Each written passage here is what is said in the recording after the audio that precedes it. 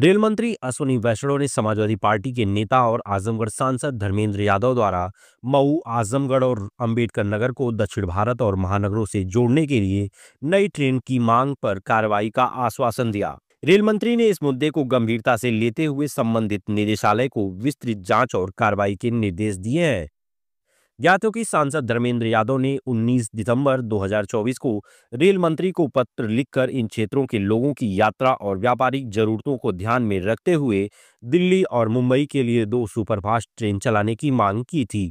सांसद धर्मेंद्र यादव ने पत्र में बताया कि पूर्वी उत्तर प्रदेश का मऊ, आजमगढ़ और अंबेडकर नगर क्षेत्र बुनकर बाहुल्य है। यहाँ के बुनकरों और व्यापारियों को अपने व्यवसाय के सिलसिले में दिल्ली, मुंबई और दक्षिण भारत के महानगरों की यात्रा करनी पड़ती है। हालांकि वर्तमान में इन स्थानों से गुजरने वाली ट्रेनों की स्टॉपेज कम है और आरक्षित सीटों की संख्या भी पर्याप्त नहीं है।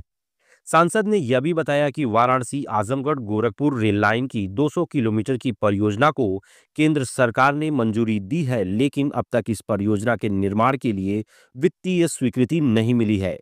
उन्होंने मझवा रेलवे स्टेशन पर भीमगांव ओवरब्रिज के निर्माण की भी मांग की, जो क्षेत्र के लोगों की सुविधा के लिए बेहद जरूरी है। सांसद के पत्र का संज्ञान लेते हुए रेल मंत्री अश्विनी वैष्णव ने धर्मेंद्र यादव को धन्यवाद देते हुए कहा कि दिल्ली और मुंबई के लिए 2 सुपरफास्ट ट्रेन चलाने की मांग पर विचार किया जा रहा है। इसके साथ ही अन्य मामलों की जांच के लिए निदेशालय को निर्देशित किया गया है। यदि नई ट्रेनों का संचालन और रेल लाइन परियोजना को वित्तीय स्वीकृति मिलती है तो यह क्षेत्र के विकास के लिए एक महत्वपूर्ण कदम होगा। जैसा पप्पू भाई ने भी चर्चा की कि कोरोना काल के बाद आपने कई ट्रेनें बंद कर दी।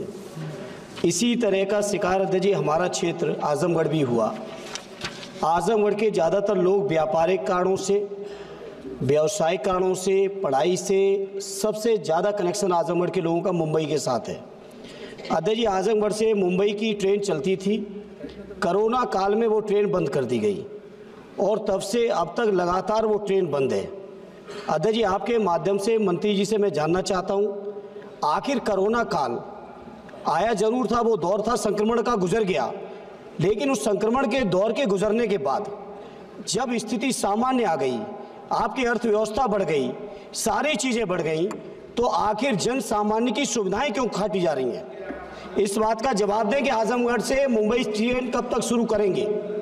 माननीय अध्यक्ष जी, वैसे तो ये सप्लीमेंट्री प्रश्न मेन प्रश्न से संबंधित नहीं है, लेकिन मैं फिर भी बताना चाहूँगा कि कोरोना का इससे कोई संबंध नहीं। माननीय अध्यक्ष जी, मेंटेनेंस ट्रैक्स की बहुत ढंग से हो, सुचारू रूप से हो, साइंटिफिक तरीके से हो, इसके लिए ट्रैक्स को कम से कम 3 घंटे 4 घंटे तक फ्री रखना पड़ता है।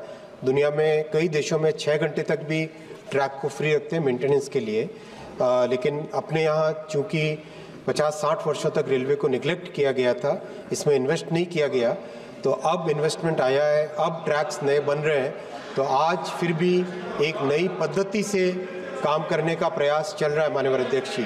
तो इसमें आईआईटी मुंबई के साथ मिलके पूरे टाइम टेबल को रैशनलाइज करके ऐसी व्यवस्था की गई थी जिसमें कि हर एक सेक्शन को रेगुलरली मेंटेन करने के लिए एक पीरियड ऐसा मिले जिसमें ट्रैक्स का मेंटेनेंस का टाइम अवेलेबल हो सके।